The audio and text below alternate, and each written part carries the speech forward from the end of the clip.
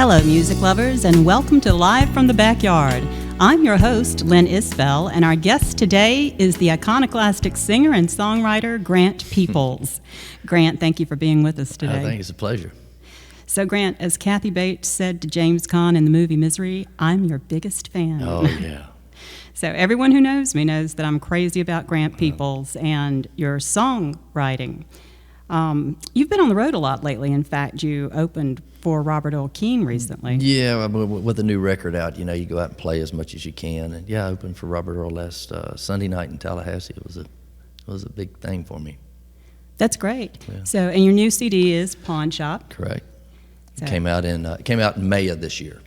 And so I've been touring as much as I can, trying to support it and trying to introduce people to it, get to radio stations. And sometimes you feel like you're out promoting a record, and sometimes the record is actually promoting the tour, and it's been working both ways for me. Some of the songs from that CD are hard songs, and they're about people in America right now experiencing a lot of hardship during the recession, and some of them are pretty heartbreaking, what some people might call downers. Mm-hmm. In an interview with Rolling Stone, you said, I try to keep my songs about what is, as it is, not as it ought to be. If people want Paxil or Wellbutrin in their ear canals, then they're going to have to buy somebody else's record. I got nothing for them. Sorry. Did I say that? You did. Yeah, I think the point that I was really trying to get across is that that I think what I try to do with my songs is, as much as I can, is have them paint a picture more than to kind of carry some kind of a banner. And they're kind of try to make them like snapshots of what I see going on. And of course, Pawn Shop for me is kind of the allegory for the situation that we're in right now in our country and the world, of having to hawk a lot of things and having to kind of mortgage our future. And so I kind of saw that as symbolic. And so I pretty much wrapped all the songs around that whole idea of a pawn shop, and it recurs throughout the record. Well, that's really a great segue to my next question, which is about the song you have on Pawn Shop. I Know Why the Poets Drink and Smoke. It's the longest title of any song. I Know Why the Poets Drink and Smoke, Shoot Dope, and Die Young, I believe is the name of the title. That's excellent. Yeah. And the thing is, a lot of your song lyrics, and one of the things that attracted me to the song lyrics is that there's so much like poetry, real poetry, and they have, at a high level, a great understanding of language. Well, I started out writing long before I was actually a guitar player, and still, even today, I don't really pick up a guitar until the words are pretty much there, until the song is pretty much settled in my head.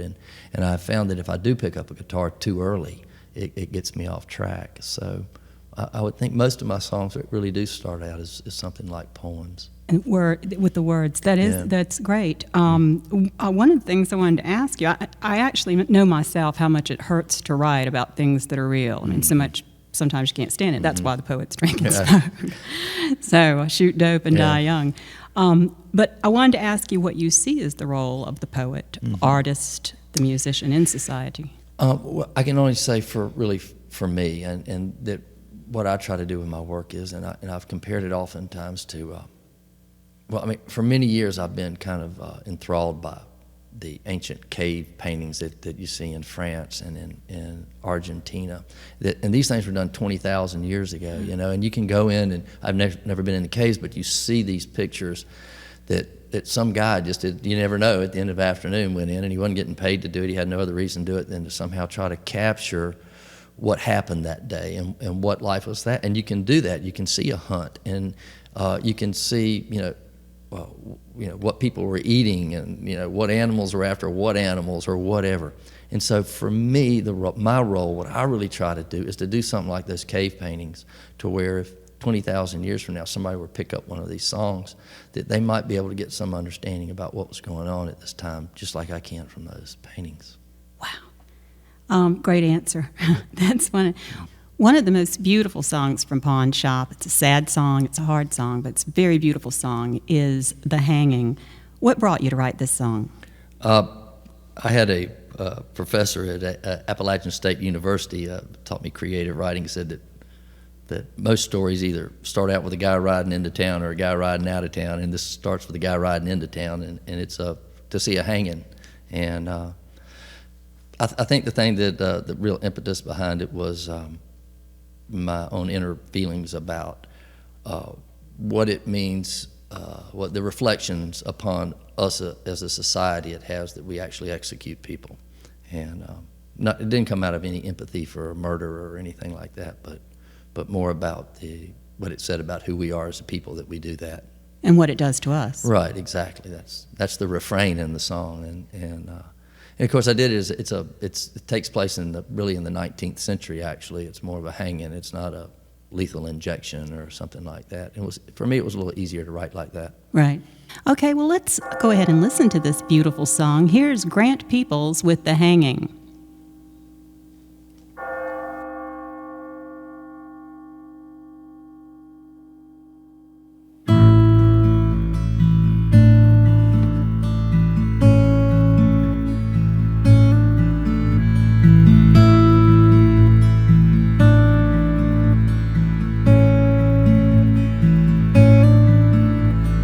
Heard about the hanging this morning and rode on into town. There were gallows nailed up on the square. A big crowd had gathered all around, selling postcards and cotton candy, crucifixes, American flags. A woman who wept at the gallows steps held a little bird in her hand, and she said, I'm not crying for him, I don't even know his name. Oh, but what he done was a sin against God, to be reckoned come judgment day. I'm crying for what we've become, still turning that flesh to dust. Oh, well, I'm not crying over him, I'm crying about us. But a prisoner climbed the gallows steps. I felt the excitement of the crowd as the noose got lowered down over his head. His face was covered with a shroud, and then that woman held a little bird to her breast as the order rang loud and clear. And I heard a crack as they snapped his neck, and the crowd let out a cheer.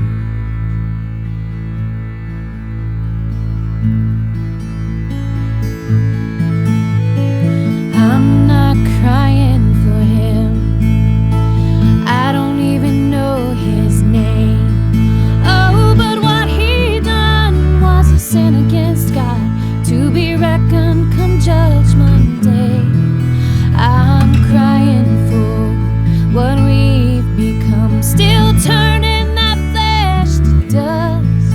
Oh, well, I'm not crying over him, I'm crying about us.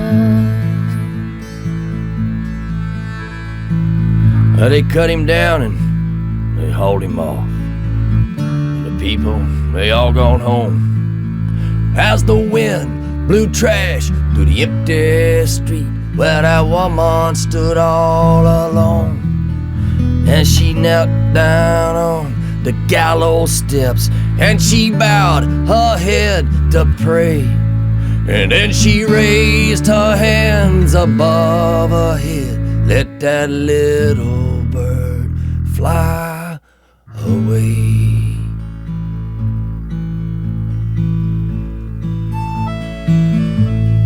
She said, I'm not crying for him, I didn't even know his name. What he done was a sin against God, to be reckoned come judgment day. I'm crying for what we become, turning that flesh to dust. I'm not crying over him, I'm crying about us. No, I'm not crying over him, I'm crying about us.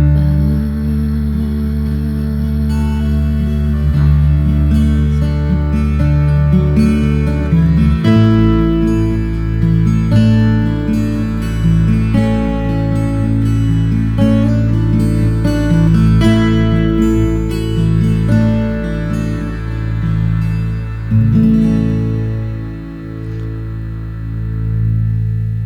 know, the church bells at the beginning of that song really add a haunting quality to it. And I wanted to ask you about the singer with you on that song. This is a young woman by the name of Kelly Goddard, and she's a singer out of Tallahassee in a group called the New 76ers, and she sings in a couple places on the record, but as you know, Liz Williamson, who produced the record, that's who usually sings with me, but she made a decision, shows what a great producer she is, that she bowed out of this song and picked Kelly to sing on it with me. Wow, that really is something. Yeah, really.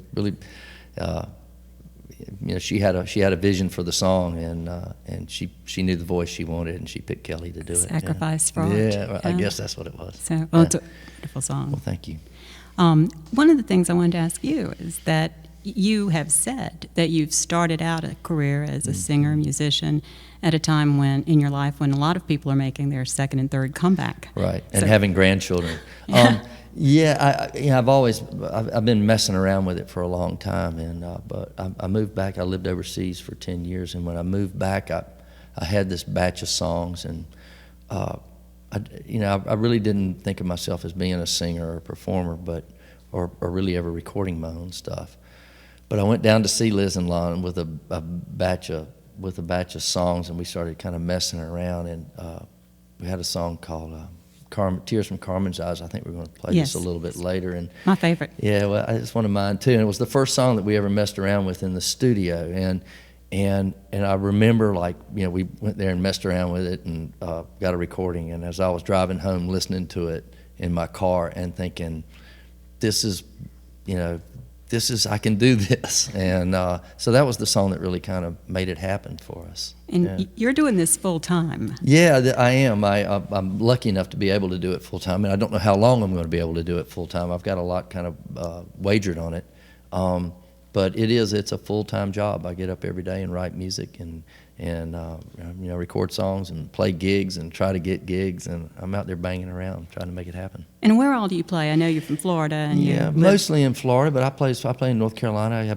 I've played up in Texas. I have a tour in Texas in October. And wow. So I go as far as I can go, and wherever I was told when I read somewhere when I started this that when you get started you need to play at the opening of an envelope, and so I've played at the opening of a few envelopes, and I'm hoping to get out of that if I can. So. Well, I hope so too, because you've got such a great sound. I'd really like to hear more people listening. Well, thank you. The Mao cap that you wear in a lot of your videos, tell me about that. Well, first of all, there's kind of a practical use for it. As you can see, I don't have any hair on my head. But that's actually a Steve Earle hat that came. That was his name is on the back of it. He had a record called "The Revolution Starts Now," and a friend of mine gave that to me because so many of my songs deal with themes of revolution. I have "Jesus Was a Revolutionary" and the song "Searching for a Sign," and I have a song called "I'm a Liberal with a Gun." I don't know if you've ever heard that, but so there's this whole idea of revolution, and I'm a real proponent of us remembering that we are a revolutionary nation, and that and that Jesus himself was a revolutionary. And this is one thing some people say I'm a finger in your eye kind of song, but I like to impress upon an audience that we are a revolutionary country, and the hat kind of does that. Well, and that's what an artist does, is puts a finger in your eye. Yeah. So, you lived in Nicaragua for a while? Yeah, I was there. I moved down to Nicaragua in 1995, and I thought I was going to go down there and, write songs and contemplate my navel, and I ended up getting down there and getting into a business, and carried that same Martin guitar right there down there and put it under the bed and never even pulled it out for 10 years. So I just moved back to 2.5 years ago, and got right into the music. Had to do some work on the Martin guitar before I could start playing it, but yeah. One of the songs we're going to listen to in just a moment is "I Am Empty Now," and it's from your previous CD, It's Later Than You Think. Right. And before we listen to it, you make a comment in one of your videos as you introduce the song that if you've ever had an alcoholic or a drug addict in your life, this song might make some sense. And I wondered if you'd elaborate on that. Well, I can elaborate a little. I mean, it's the song is not about any one person in particular. It's kind of a composite character of alcoholics and drug addicts that have been involved in my life. And A lot of times when I introduce this song, I will say, is there anybody here who has not had an alcoholic or a drug addict involved in your life? Please raise your hand. I've never seen a hand raised, and so it's definitely something that I think a lot of people can relate to. And again, it's not about anybody in particular. It's kind of a composite character of individuals in my life. I think you're right that a lot of people relate to it, and it's a great song. Oh, you sound great on it. In fact, we'll go ahead and let's hear that song right now. Grant Peeples, "I Am Empty Now."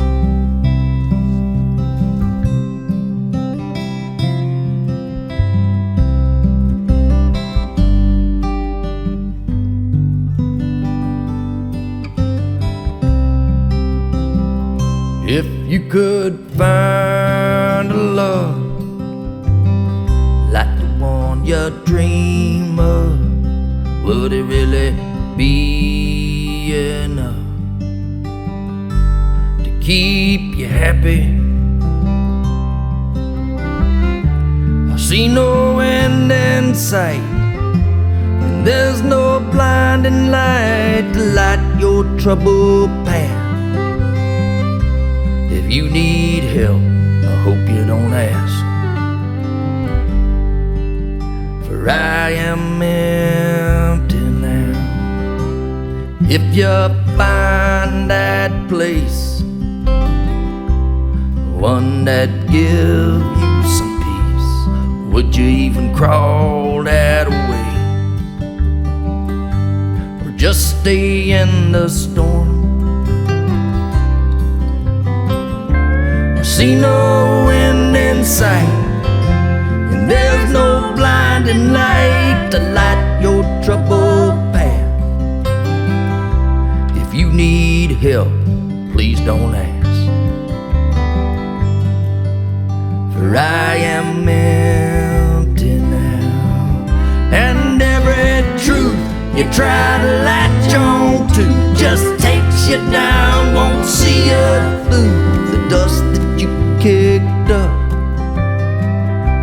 Well, I would give if I still knew how, but I am empty now.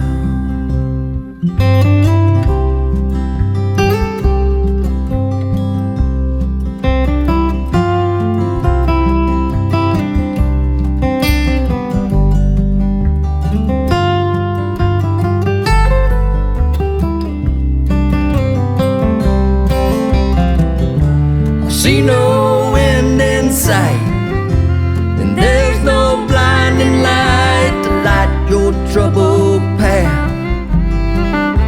If you need help, don't ask, for I am empty now. Yes, I'm all bled out, I am empty now.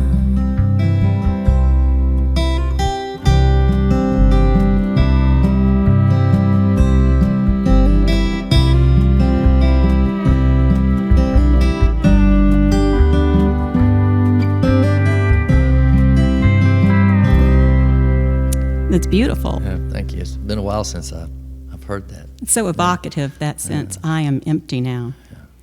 We were talking a little while ago about your latest CD, Pawn Shop. And one of the things that struck me is that you have the image of Pawn Shop in several songs. Right. How did you? Well, I did. It wasn't by design. It was really strange. I had I think there's 5 songs on there that actually mention it in one way or another. And I had another name for the record, and my friend and publicist, Donna Mavity, said, "You ought to name that record Pawn Shop, because you talk about pawn shops." And as soon as she said it, it just clicked, and and I knew that, that she was right, and that was the thing that tied them all together.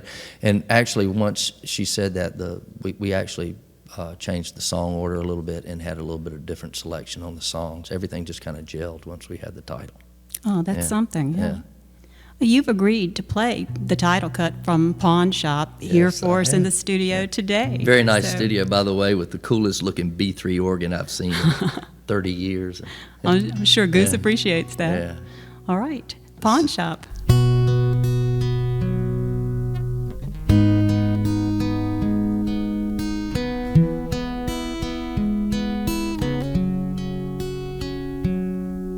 My heart, it's like a pawn shop, where the empty shelves of mourning meet with calloused hands of loss. I trade for crumpled cash and some sad ticket stub that I shove down in my pocket, where it's as worthless as a broken watch. My heart, well, it's like a pawn shop, where gold chains and deadly weapons and sad guitars and family jewels lie in wait behind glass counters upon mistakes by other fools, who beneath that cruel fluorescent light they'll be compelled to take a shot. My heart, well, it's like a pawn shop.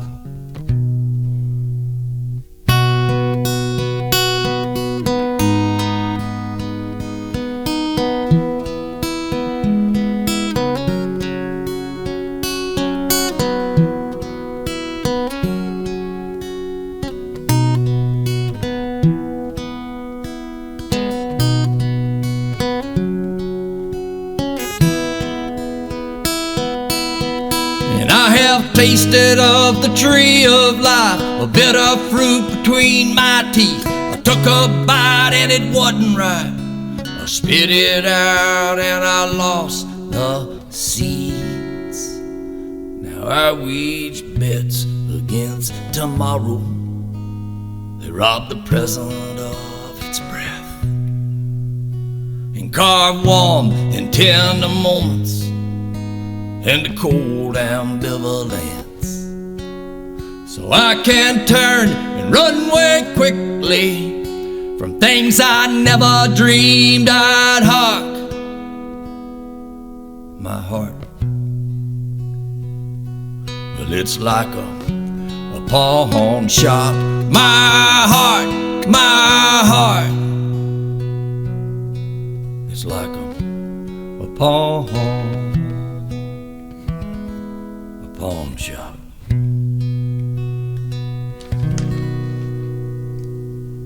Outstanding. Thank you so much for playing that. I really enjoyed it. This is the first time I've ever been able to hear you live, and I've wanted to for so long. So thank you very much. It's a great place to be able to play that song. And it's sad and hard, but very beautiful. Well, thank you very much. You've mentioned something about being at the house of Jimmy Roche and seeing the writing on the wall. Yeah, that was a thing when I was 15 years old. Jimmy is a famous artist in Tallahassee who I went to his house when I was very young, and he had written, Lord, I'm not playwriting anymore, and it seemed like it was written in blood. It always had a long-lasting impact upon me about how serious one could be with their art. And speaking of art, I've always thought that the Tears from Carmen's Eyes, or Tears from Carmen's Eyes, is your masterpiece. Well, thank you. The first time I heard that song, I literally nearly drove off the road. I was listening to it in my car. It's so powerful. It's superb. Exquisite lyrics, and I've been dying to ask you for the longest time how you came up with that song. Well, first, it is my favorite song that I have written, and I'll also say, and truthfully, it's my favorite people say it's their favorite song. That song started as a poem. It really was, and it started once again, as I said, it started out, man rides out of town, and I was riding across the Florida Everglades, and it's a song about loss, and once again, it's kind of a composite thing. I have said before it was my divorce song, and it is something in that, but the imagery in the song is me riding across Alligator Alley, and all of those things really did happen. And it was everything just kind of coalesced at a moment, and when I really realized that something that had been really a part of my life was no longer there. And it happened right there at the Seminole Indian Reservation, which is where I finished my writing the poem, and then some years later made a song out of it. I was driving across Everglades the other day, and I had the AM radio on, and I was listening to some old Havana tunes. Back from the days when the Casablanca fans twirled in the thick cigar smoke at the Tropicana. And there were dark men in white suits who played dominoes in the shade along the Malecon.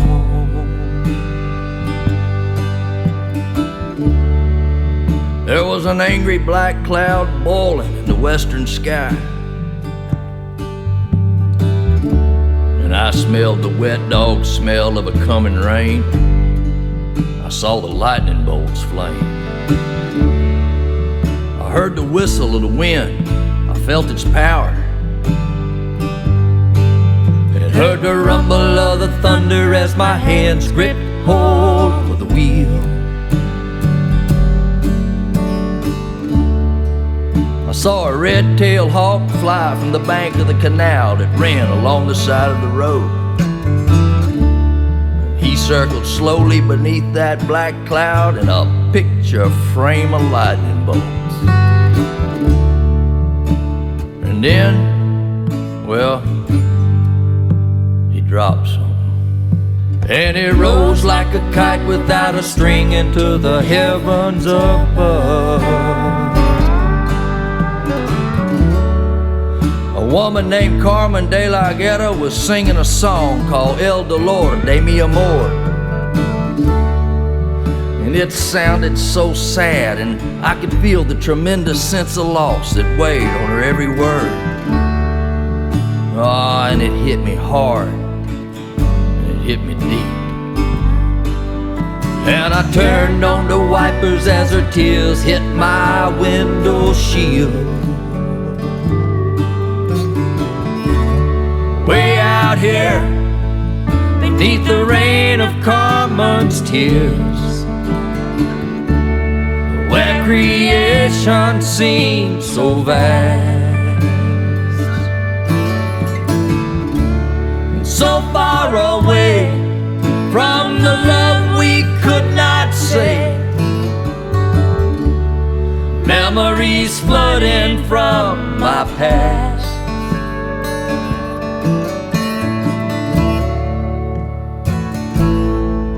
I don't know why I get so sentimental, but maybe that song and that hawk and that storm weren't all just coincidental. But the rain come down so hard I could hardly see. I pulled over at the reservation and parked the car beside an open thatched hut. There was this Indian woman there, sitting quietly, nursing a baby, solemn and back straight. And she was watching that storm as though it were a movie. Well, I killed the motor, but the radio kept playing on. And in my mind fogged up, the rain was pounding on the hood. I knew what to do, I just didn't know I could. And I wept like a child while Carmen kept singing her song. Way out here in the middle of nowhere, everything I buried is falling from the sky. And everything I feel, just like everything I held so dear, is washed away by tears from Carmen's eyes.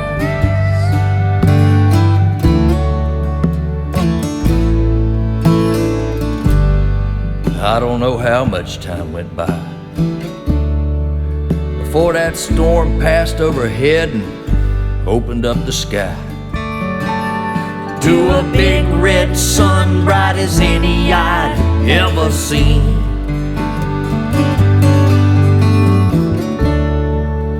was as though I had awakened from a dream, and everything had changed. But I kept hearing echoes to the words to that song I'd heard Carmen sing. And for the first time since you left, I really realized that you were gone. Way out here, beneath the rain of Carmen's tears, where creation seems so vast, so far away from the love we could not say. Memories flooding from my past. Way out here in the middle of nowhere, everything I buried is falling from the sky. And everything I fear, like everything I've held so dear, is washed away by tears from Carmen's eyes. That refrain and the harmony slay me every time I hear that. I can't believe I'm sitting with the writer of that song right now. And the imagery in that song is something other people have told me that they really respond to as well, that they feel like they're right there, that they can see it all. So it really does reach a lot of people. Well, thank you. Grant, where can our listeners find your CDs and your show dates and other information about you? I have a web page. I get like everybody else in the world does nowadays. It's grantpeeples.com, and that's Peeples. And I have a little special way that I came up with being able to buy a record, and all you have to do is send me an email and tell me you want it, and I'll send it to you, and I'll put an envelope in with the CD, and you can send me a check if you want to. So you don't have to have a credit card. You don't have to punch any numbers in or anything like that. Just go to grantpeeples.com. That's a unique trust-based system. Yeah, and it's worked out really well. It's over 95% of the people pay me, and that's been very interesting. This kind of fits in with the whole pawn shop mentality as well. It's outstanding. Yeah. Our guest today has been Grant Peeples, a songwriter who can make you laugh with his scalding satire, as in his songs Sunshine State and Real Country, and make you cry, as in It's the Saddest Thing and Pawn Shop. Grant, thanks again for being with us today. Thank you very much for having. Thank me to Wild Bean too.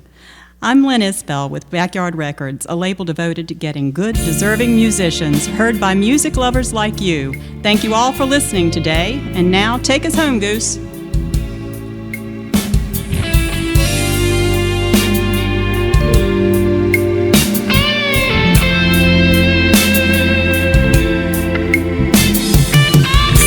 The content of this broadcast is the sole property of Backyard Records. Any rebroadcast, reproduction, or retransmittal without the expressed written consent of Backyard Records is prohibited.